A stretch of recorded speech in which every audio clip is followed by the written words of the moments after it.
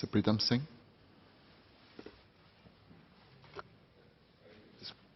I'd like to thank the Minister of Defence for the statement.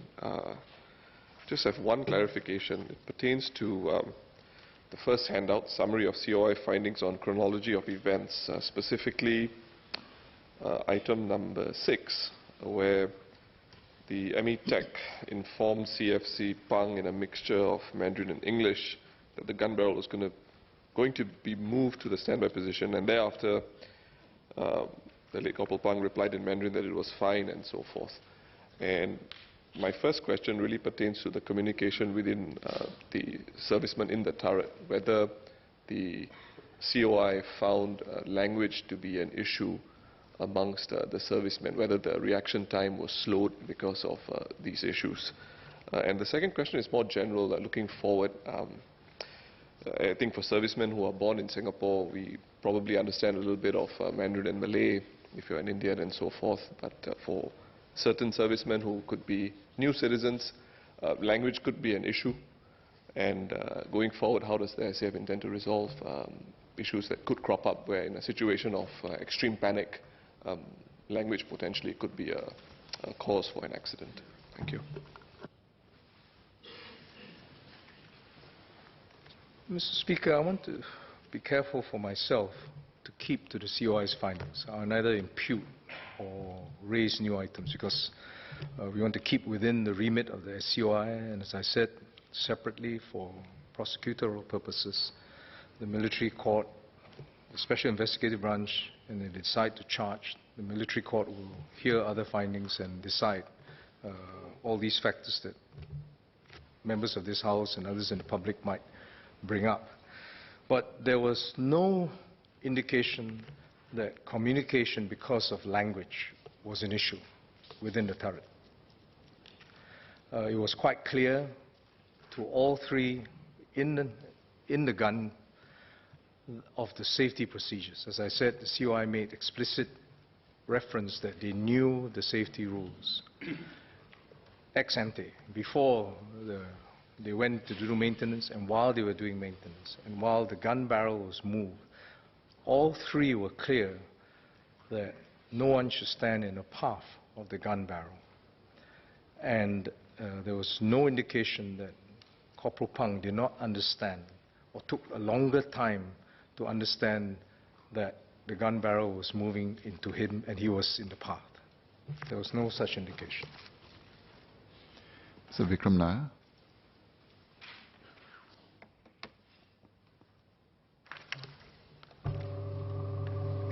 I thank Minister for the detailed statement earlier, and I think it is indeed a very sad incident. But one of the things that is clear is that the incident didn't arise due to any technical fault, but really due to human error of three different people who were at the site. And I think any situation where people are trusted to do things, there is a risk of human error.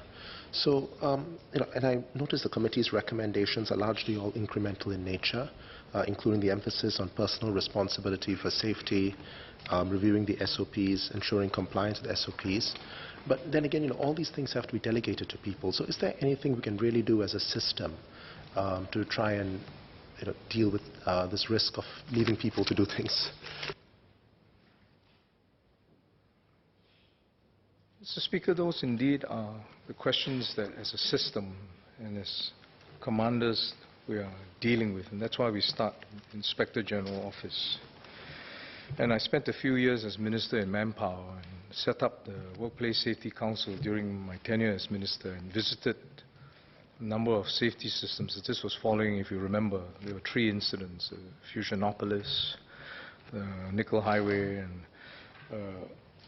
and these 2 incidents, and we undertook a safety review, as Mr. Nair has said, of the systems. We went to visit a number of other countries which had better safety records.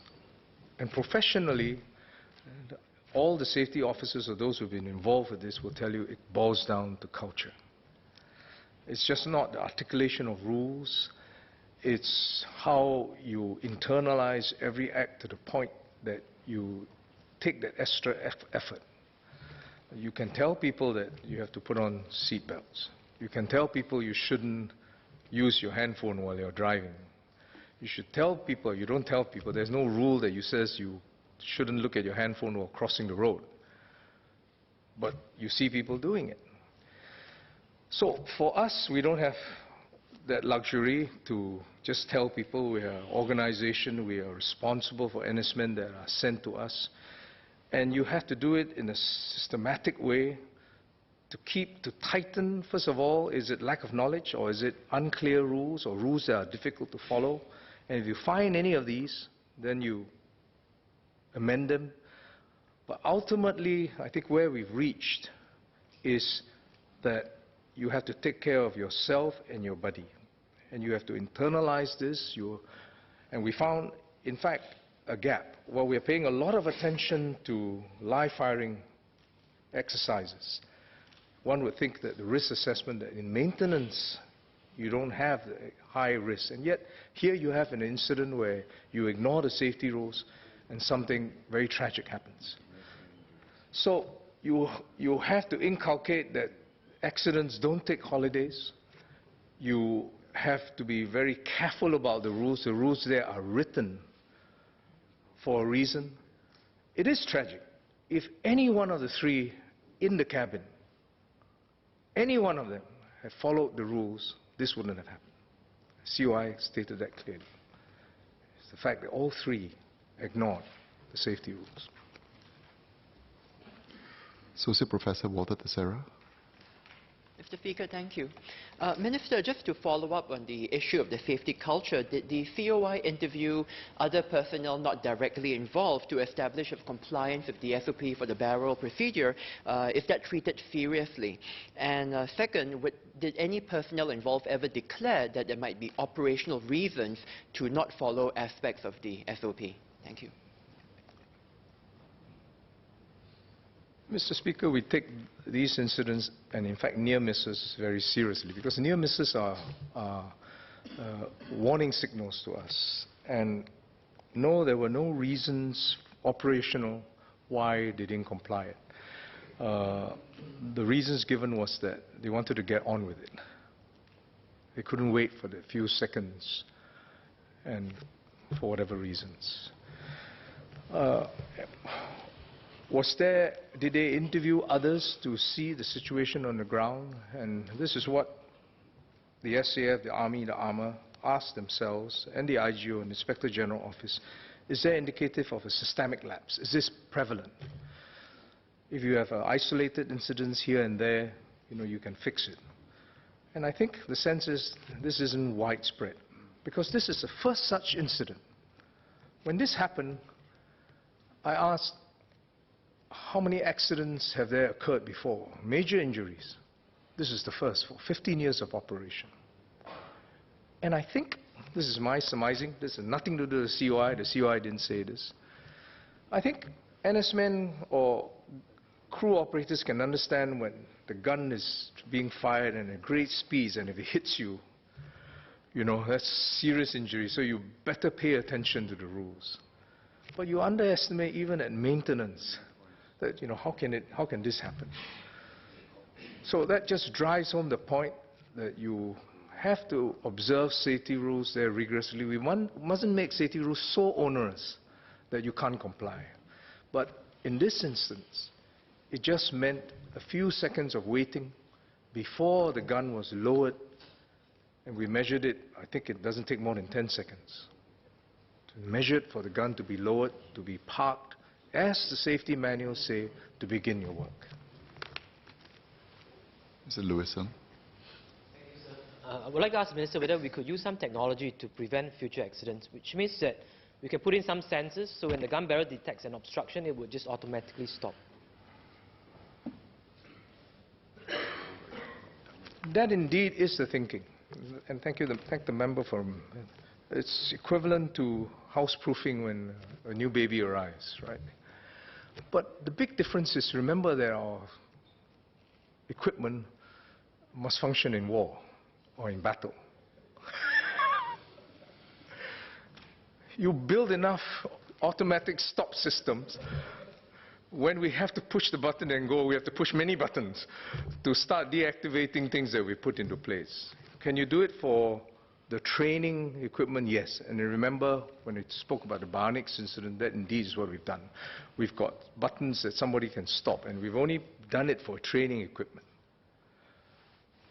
We know the costs of the SAF, not only in terms of resources, in money, but in persons. We take it seriously, and we will design our systems to design away flaws as much as we can, always with the eye that it mustn't render us operationally incapable or put us at a disadvantage. Mr. William. Thank you, Speaker. I have one clarification for Minister for Defence. Earlier in his speech, he mentioned that the New Zealand Attorney General exercised his discretion and declined to investigate the incident. However, we know from other incidents, for example, Gavin Chan's death in Australia, that the Queensland authorities did actually investigate, and there was a coroner's inquiry held there. So I'd like to ask Minister, did the New Zealand AG indicate any reason why he declined to do so? And going forward, should such an unfortunate incident happen in other countries, I mean, would we or would we not expect a foreign government to investigate? Mr. Speaker, we don't have any information why the AG did not exercise his authority to commence inquiry into the death. He could have. We be mindful that we are training in some other country and we are subject to their jurisdiction and we have to respect their laws. Different laws apply differently to different countries. I think in Australia's situation, I'm not sure that he had the discretion to not investigate. So in this case, the AG decided that it wouldn't, and therefore we started the COI. Mr. Lim Belchuan. Sorry, Mr. Speaker. That was not to mean that even if they did investigate, we wouldn't have COI, but it was now, in the Australian case, as you said, in Gavin Chan's case, there were two sets of investigations, theirs and our COI. Mr. Lim Belchuan. I asked the Minister whether there was any time pressure on the servicemen to carry out the maintenance repair to the equipment, because sometimes when you're under time pressure, then you tend to take shortcuts and forget the training safety regulations. Mr. Speaker, again, I will not impute any new information. The COI did not give any mention that time pressures was in any way contributory to the injury or death.